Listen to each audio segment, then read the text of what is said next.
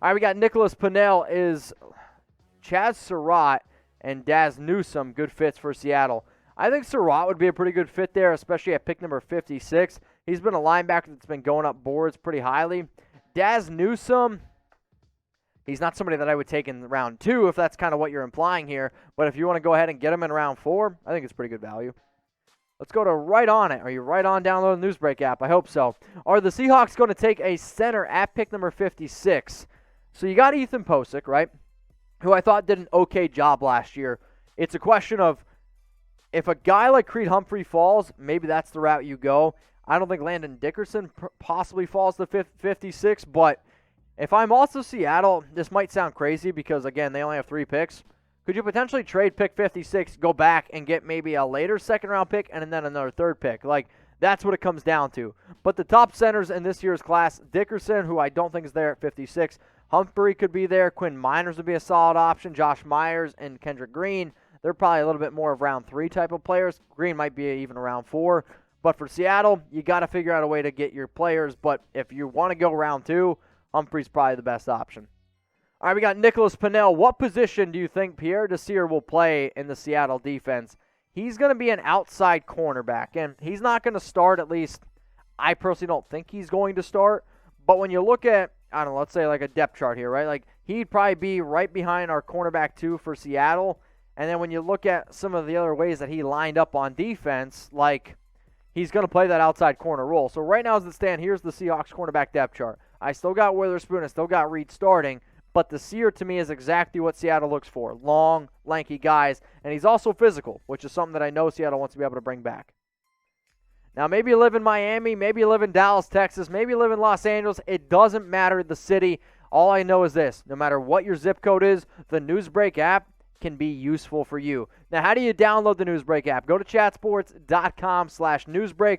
Once you download the app, you can also go ahead and follow your favorite shows. The reason why I love this app out here is because you can stay up to date on all the things going on around your city, whether it's weather, whether it's pop culture. Maybe you want to get some extra news, some politics, all just filtered right to your phone. It's really simple to be able to do, and you're going to be able to stay updated. Maybe you want even more sports content. We got you covered. And if you're looking for even more exclusive videos from Chat Sports, you can get it at the Newsbreak app. The app is 100% free. It takes literally 5 seconds to go ahead and download, and it helps us out a ton here. So if you could, go to chatsports.com/newsbreak, download the app, and then go to the search button, search your favorite NFL team, and then find the show that we have around them. I promise you, you won't regret it.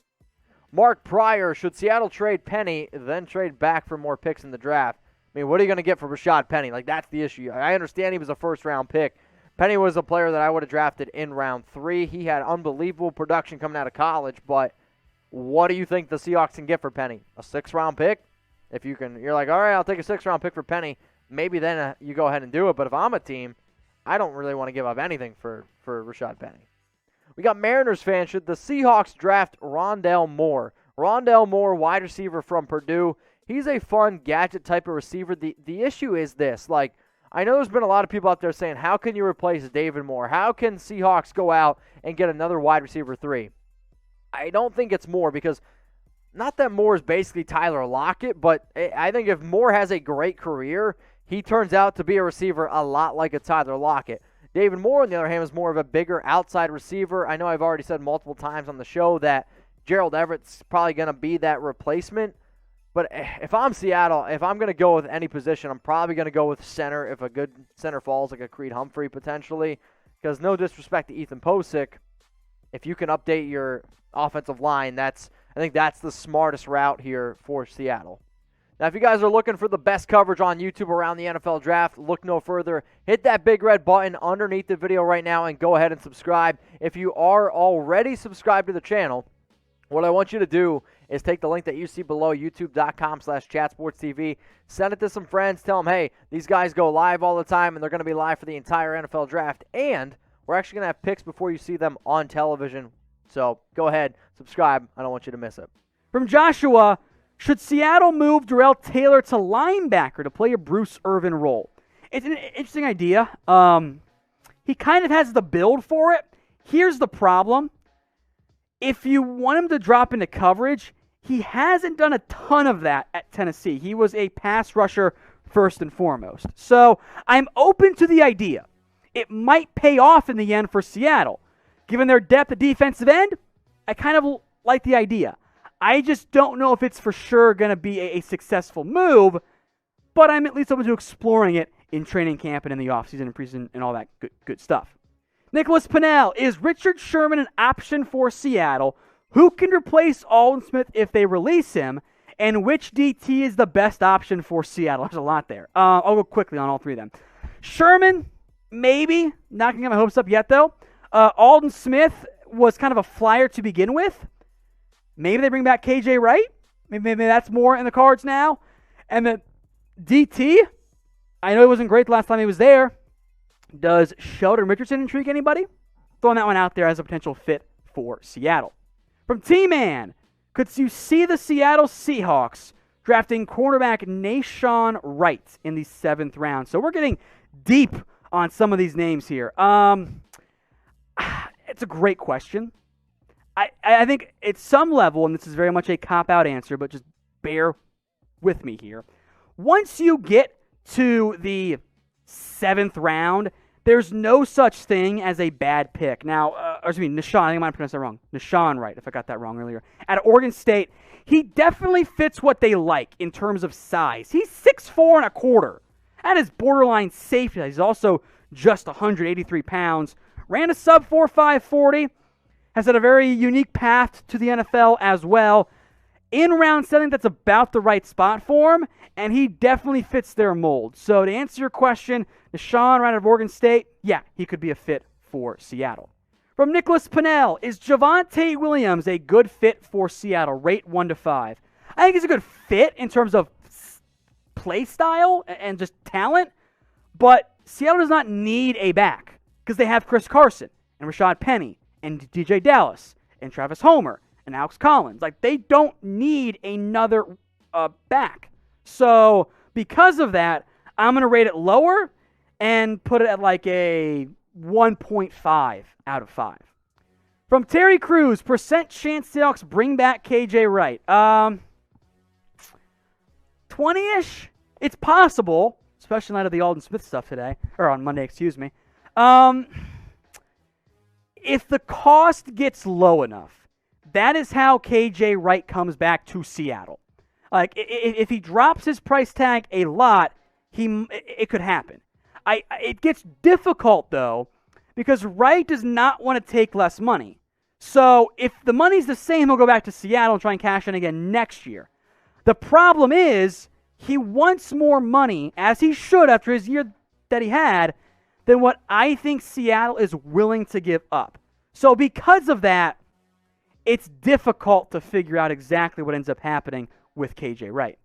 So make your predictions for me in the comments section. Where do you believe KJ Wright is? Is it Seattle?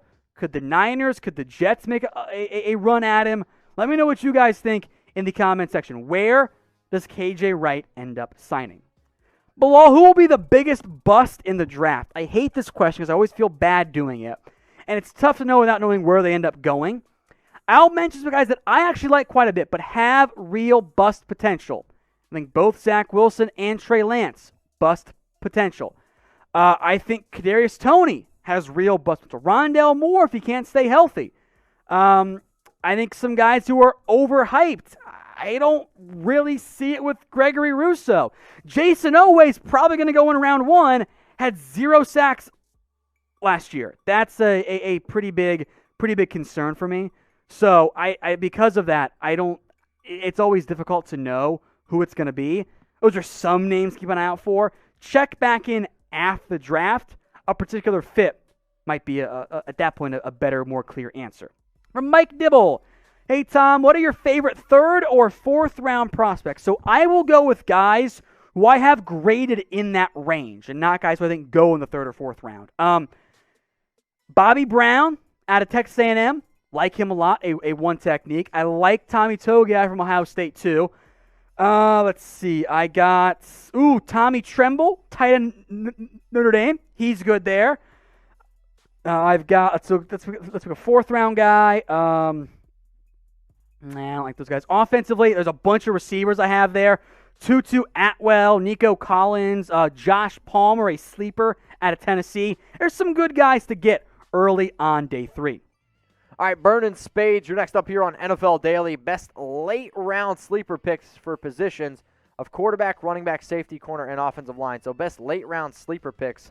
I guess at the quarterback position, well, I don't really like Kellen Mond, so I'm not really going to go that route. But Sam Ehlinger, no thanks. Ian Book, no thanks. See, the issue is I don't really like a lot of the quarterbacks. So in terms of sleeper picks, there's not really guys out there that I'm too excited about. Running back, I like Michael Carter, running back from UNC. Also somebody like Jarrett Patterson from Buffalo. Strong safety sleepers. Jamar Johnson, is he even a sleeper anymore? At cornerback, oh boy. Cornerback, offensive line. Quinn Miners isn't my sleeper anymore. Unfortunately, he's gone. What about Adrian Ely, offensive tackle from Oklahoma? I think he's a pretty good guy that could go in round 4. All right, what up, El Shugon? Where will Justin Fields be drafted after his medical news? I don't think there's any impact whatsoever. He's still a top 10 pick. Daniel Shegog, who has the worst record in the league next year? It still depends what happens in the NFL draft, but if I'm going to bet money on a team right now as it stands, I'll go with either the Atlanta Falcons because something happens to Matt Ryan, maybe a team like the Bengals, again, if they don't do what they need to do in the draft, and let's go out on a limb here, and I understand that Jacksonville's got a good pick, and I'm also going to say the New York Jets. Until I see what they do in the draft, those are still the 2 worst teams in football, so I'll go that route. James, could Slater go before Penny Sewell? He could. I know there's a lot of people out there that think that Penny Sewell will go ahead, and that's where I believe if I'm an NFL team, I take Penny Sewell over Rashawn Slater. However, if you're a little bit confused about certain players on your offensive line and you're looking for somebody who's a little bit more versatile, Rashawn Slater actually might be the better option in terms of a guard than what Sewell could be, but Slater to me goes ahead of Sewell maybe in 10% of mock drafts, and I think in the real world, if you did 10 drafts, Slater would go ahead of Sewell in maybe 1 out of every 10. Sewell to me is the better player. All right, y'all, so I want you to name a prospect that you think I should watch more film on. So Tom Downey, he's our main NFL draft guy. He does an amazing job, and I'm always trying to at least look up, 5 prospects a weekend to look a little bit more into. That way I can give better answers during my Q&As. That way I can also just give better information on the shows. The issue is, dude, there are so many players out there. So what I want you to do, give me some prospects that you think I should watch some more film on.